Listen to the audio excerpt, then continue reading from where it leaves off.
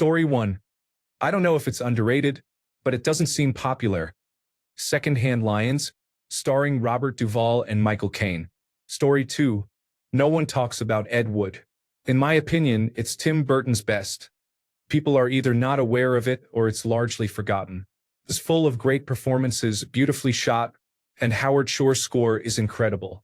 Story 3. Searching. A missing person drama told entirely through screen captures, video calls, and similar media. It sounds like a gimmick, but it is executed so naturally that you wonder why other movies do not use this approach. The film is engaging with great pacing. It hooks you at the beginning and does not let go until the end. Story 4. Descent. Really good horror movie. I watch this movie all the time for comfort, laughing out loud. Story 5. Children of Men is about as good as science fiction gets. It should be a classic that people rewatch often. Story 6. Lucky Number 11 has received some appreciation, but when it was released it was dismissed as a Pulp Fiction ripoff. Story 7. Hunt for the Wilderpeople. I do not understand how this movie did not get more notice.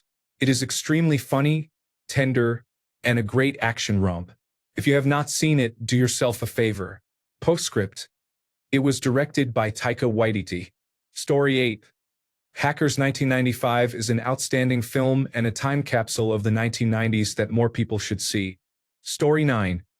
Under the Skin, starring Scarlett Johansson, is eerily beautiful and creepy. It has more layers than a Spanish Onion and an awesome soundtrack. A true original, it will definitely make you think. Story 10. Murder by Death is a whodunit comedy with an A-list cast. Flight of the Navigator is a Disney science fiction drama for kids. The Last Starfighter is a 1980s science fiction popcorn film. Story 11. A Scanner Darkly, a Philip K. Dick film with Keanu Reeves, Winona Ryder, Robert Downey Jr., and Woody Harrelson. Futuristic, dystopic, animated. Gosh, it's just incredible. Story 12. The Jacket was a box office bomb due to no marketing. This time travel movie is very well done and well acted. Story 13.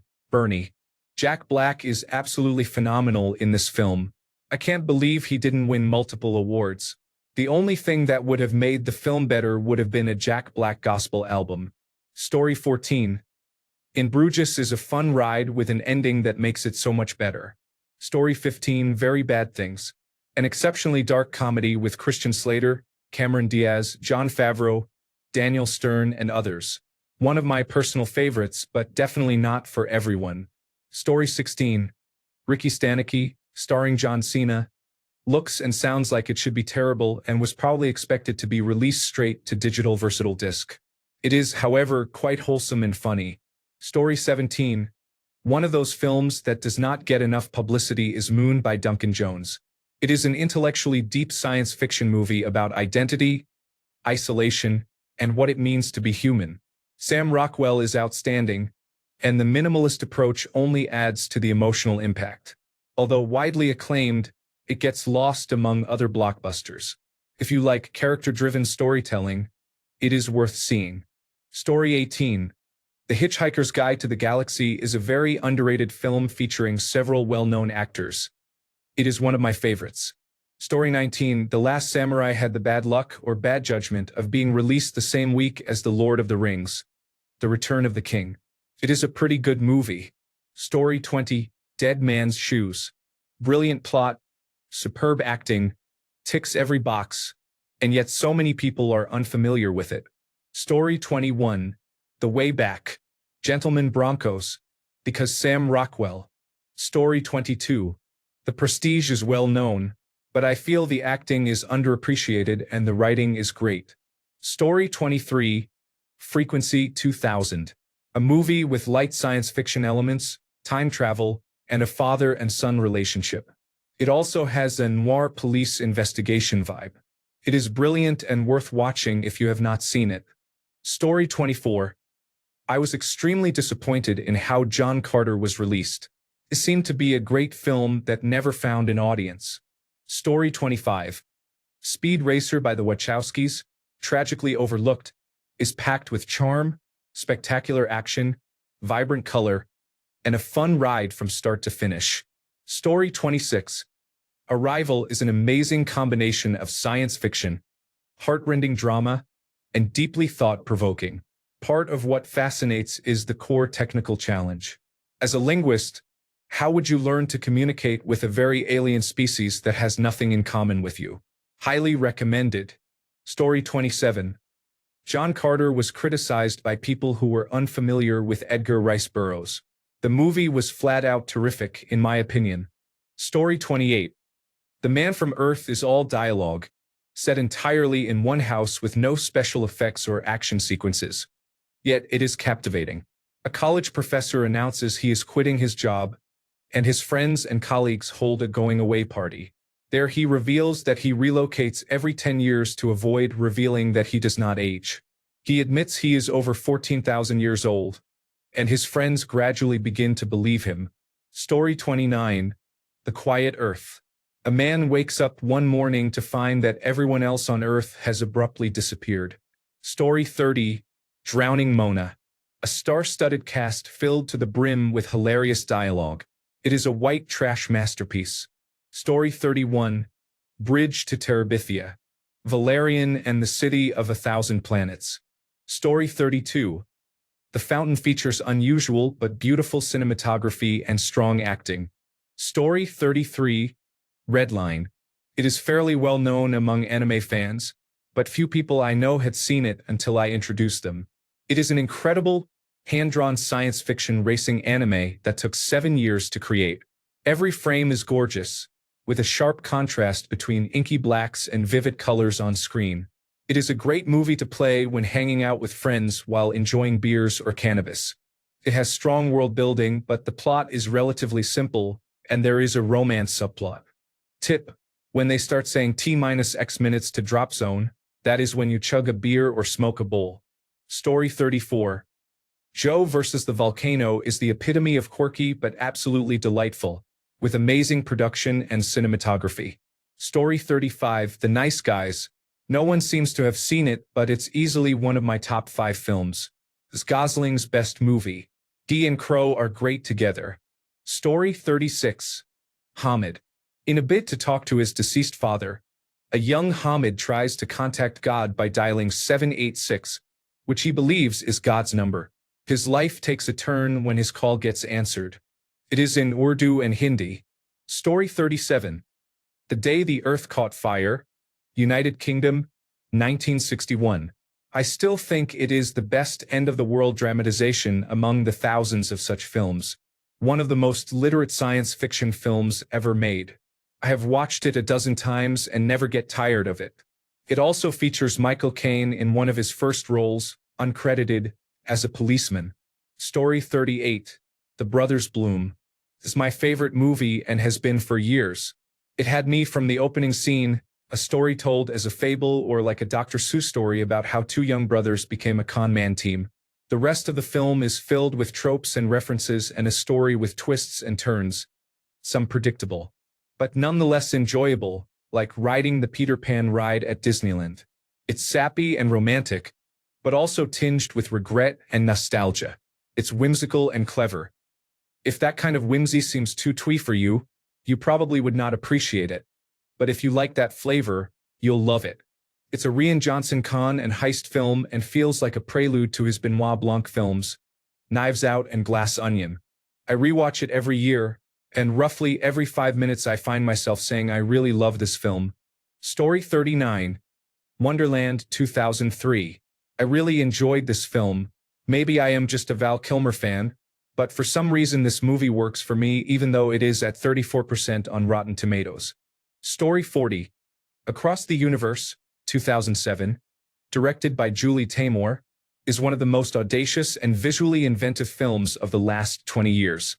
It is a musical that maps the arc of the 1960s to the songs of the Beatles, sung in character in astonishingly fresh, creative ways by the cast. Half the audience could not make the leap and hated it. The rest of us watch it repeatedly. It contains moments that now define some of the songs for me and includes cameos by Joe Cocker, Bono, Eddie Izzard, and others. Story 41. Little Murders, 1971, directed by and starring Alan Arkin.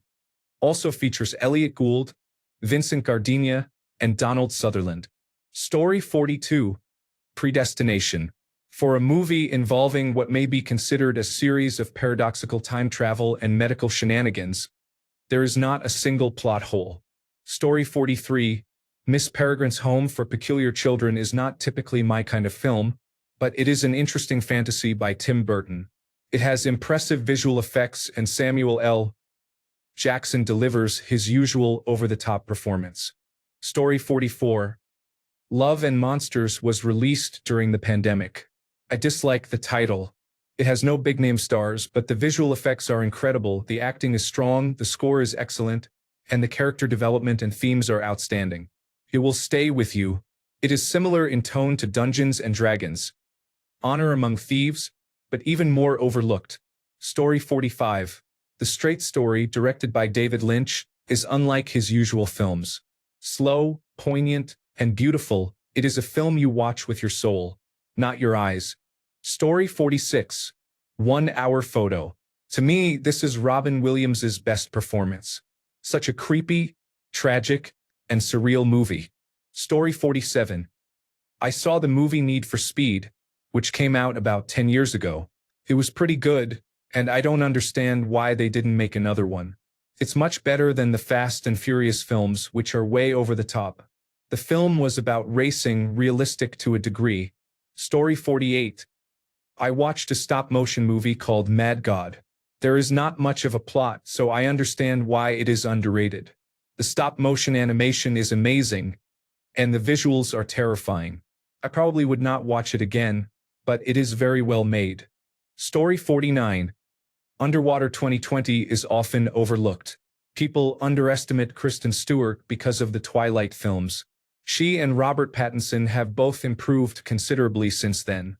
Underwater did not perform well in theaters, but it is an excellent action horror movie and definitely worth watching. Story 50. About Time 2013 is probably the best written romantic comedy of all time. Story 51. Burn. A strange gas station attendant is robbed and turns out to be more evil than the robbers. Story 52. Only the Brave is a 2017 film about the Granite Mountain hotshots. It is a very good film about a tragedy that few people remember, and it shows well the challenges of fighting forest fires. Story 53. Not underrated at the time, but a classic film, The Hustler, released in 1961 and starring Paul Newman. Story 54. Another Earth. Brit Marling is at her best, in my opinion, along with I Origins, which I love with all my heart. Story 55. Hearts in Atlantis. Anthony Hopkins and Anton Yelchin star in this film. It is based on the Stephen King novel. Such a compelling story. One of my favorite movies. Story 56. Annihilation 2018 has an ending that is kind of trippy, but the bear absolutely chills me to the core every time I watch it. The alligator or crocodile is pretty intense. 2. Story 57. The Wrestler. Mickey Rourke was nominated but did not win the Oscar. He should have. Story 58. Phenomenon features one of John Travolta's best performances. Great story and strong supporting work by Kyra Sedgwick. Story 59. Reign Over Me, starring Don Cheadle and Adam Sandler. Cheadle is always a solid actor, but Sandler can be hit or miss. In this movie, Sandler is incredible.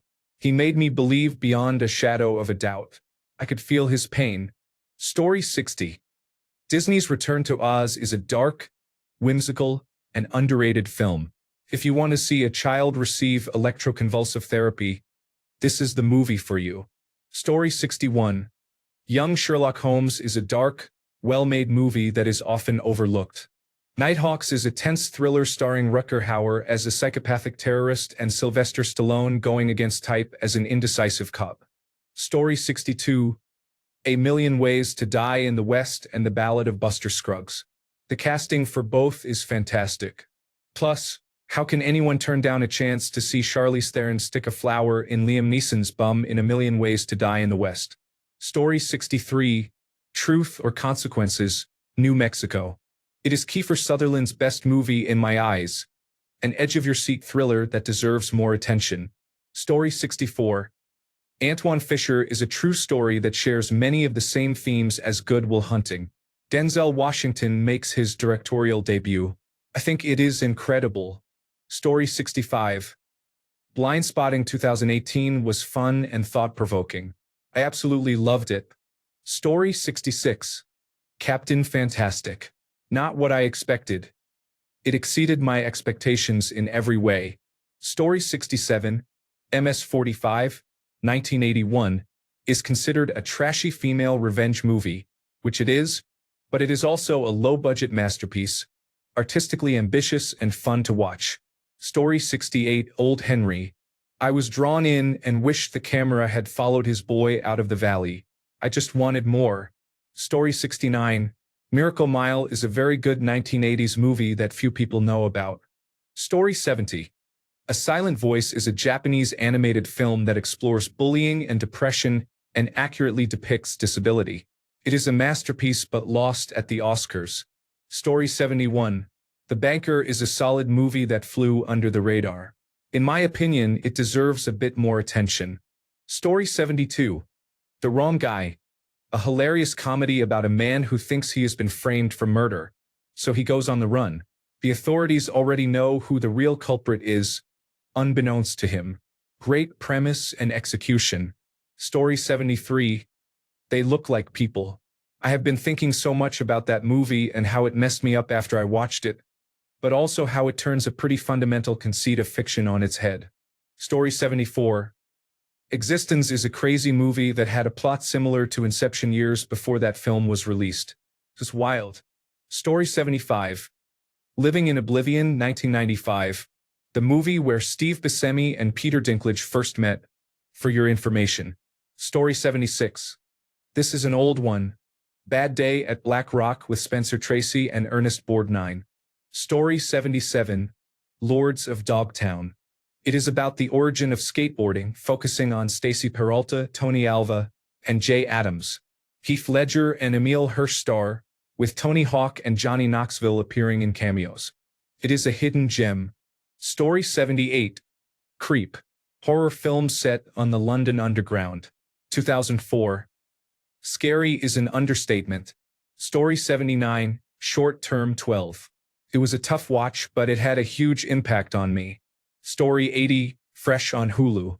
One of my favorite horror-ish movies, hands down. Story 81.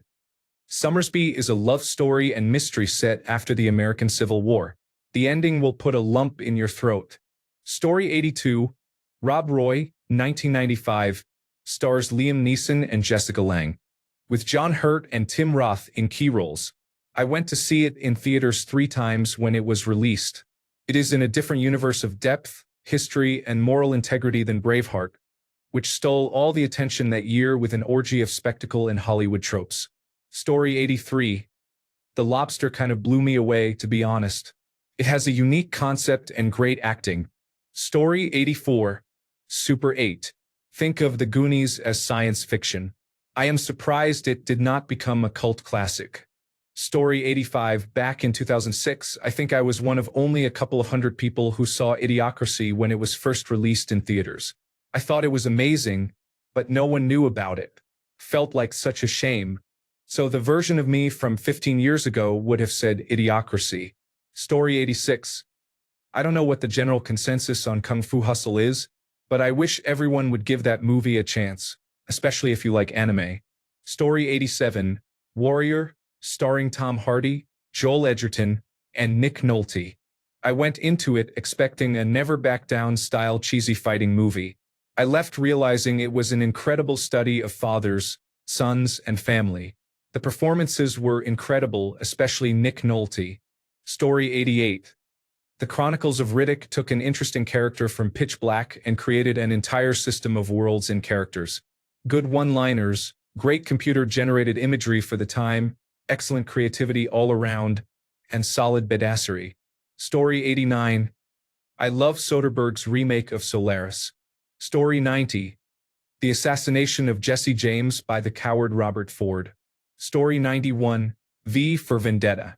In the Marvel era, people have forgotten this classic. Story 92.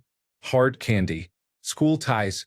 Insomnia, Freeway, Suicide Kings, Very Bad Things. Story 93, Proof of Life 2000 features an outstanding plot, great writing, and insightful observations. Russell Crowe delivered an excellent performance as a professional hostage negotiator. Story 94, The Stupids. I think the comedy in this movie is better than people give it credit for. Story 95, Run, Ronnie, Run and Grandma's Boy. Yes, they are just old stoner comedy films, but they still make me laugh every time. Story 96, The Prestige. Jackman, Bale, and Michael Caine. I swear you'll have to watch it 10 times to catch all of the twists and turns. Great book too. Story 97. I am going to have to say 2 Netflix originals. Bright, starring Will Smith, was a damn good movie. The Ritual. Oh my god. The monster they came up with was insane. Story 98. I don't care if a movie deserves more attention, but there are a lot of underrated movies, in my opinion. The Specialist, 1994, with Sylvester Stallone and Sharon Stone. Someone to Watch Over Me, 1987, directed by Ridley Scott, with Tom Berenger and Mimi Rogers. The Hudsucker Proxy, 1994, directed by the Coen brothers, with Paul Newman, Tim Robbins, and Jennifer Jason Leigh. Toys, 1992, starring Robin Williams. 1492, Conquest of Paradise, 1992, directed by Ridley Scott, with Gerard Depardieu. Split Image, 1982, with James Woods, Brian Dennehy, and Peter Fonda. Empire of the Sun, 1987, directed by Steven Spielberg, with a young Christian Bale. Cutter's Way, 1981, starring Jeff Bridges and John Hurd. The Chase, 1966, directed by Arthur Penn, with Marlon Brando, Robert Redford, and Jane Fonda. City of Hope, 1991, directed by John Sayles. Trouble in Mind, 1985, directed by Alan Rudolph, with Chris Christopherson, Keith Carradine, and Genevieve Bujold. Trespass, 1992, directed by Walter Hill, with William Sadler, Ice Cube, Ice-T, and Bill Paxton. Ad Astra, 2019, starring Brad Pitt.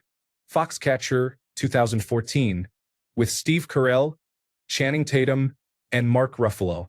Story 99, Warrior, 2011, Tom Hardy and Nick Nolte. District 9, directed by Neil Blomkamp. Drugstore Cowboy and To Die For, directed by Gus Van Sant. Mulholland Drive and Wild at Heart, directed by David Lynch. The Lost Boys. Story 100, Hollow Point, 1996. Very nice performances by John Lithgow and Donald Sutherland. I didn't know Donald Sutherland had passed away this year. What a pity. Story 101, TIM. This was the artificial intelligence horror I was expecting from M3 Gone, which I did not enjoy. Story 102, John Carter. It was heavily marketed, but few people went to see it. It is a very good movie, and Lynn Collins is beautiful in it. Story 103, The Fall, released in 2006, is a great, unique, heart-wrenching story with 2 of the greatest examples of cinematography I have ever seen. Story 104, Polka King is absolutely hilarious and based on a true story. Story 105, Synchronic is a science fiction movie starring Anthony Mackie. Absolutely riveting. Story 106, Alienoid 1 and 2 turned out to be a very nice surprise. If you like time-traveling space aliens, mixing present-day action with kung fu fighting in feudal Japan, this is your movie. Story 107, Baytown Outlaws is a very fun movie. It is not going to change your life, but it is worth a watch. Story 108, Men, Women, and Children. It's a really sad portrait of the complex interweaving of technology and sexuality. Story 109, In the Spirit of Halloween, I Vote Pumpkinhead, 1988. A backwoods man has his son killed by some reckless teens. He seeks out the village witch, who helps summon a demon to exact revenge. Great ending, excellent creature effects, and strong motivation. It is seldom mentioned outside horror circles. Story 110. I've always loved Zero Effect, starring Bill Pullman, Ben Stiller, Kim Dickens and Ryan O'Neal. It is a modernization of A Scandal in Bohemia, the Sherlock Holmes story that features Irene Adler. This Irene is closer to the mysterious woman in Brazil, the director's idea of a perfect 90s pixie-haired beauty whose big line is, "What doesn't kill you defines you." The director is Jake Kasdan, son of Lawrence Kasdan, who co-wrote The Empire Strikes Back and Raiders of the Lost Ark and directed Body Heat and The Big Chill. Jake would later direct the 2 Jumanji reboots. This was his first movie, and his depiction of Holmes often reads like a description of himself. Story 111. In the spirit of the season, Behind the Mask. The Rise of Leslie Vernon. Story 112. Nimona actually got a fair amount of attention, but it's kind of a crime that it wasn't shown in theaters.